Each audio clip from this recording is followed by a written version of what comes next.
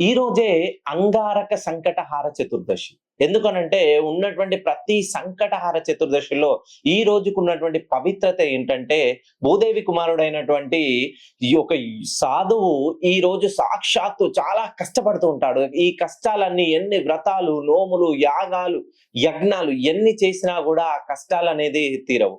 ఎప్పుడైతే భూదేవి తల్లి నాకెన్ని రోజులు ఈ కష్టాలనగానే, సంకటహార చతుర్దశి రోజున విఘ్నేశ్వరుడి పూజ చేసుకో, నీకున్నటువంటి కష్టాలన్నీ తొలగిపోతాయని భూమాత చెప్పగానే, ఈ రోజున సాక్షాత్తు మంగళవారం ఏ రోజునైతే సంకటహార చతుర్దశి వస్తుందో, ఆ రోజున ఆ విఘ్నేశ్వరుడిని మనసులో స్మరించుకుంటూ ఉన్న కష్టాలన్నీ తొలగిపోవాలని విఘ్నేశ్వరుడికి ఉన్నటువంటి గణపతి హోమం చేయించుకుంటాడు.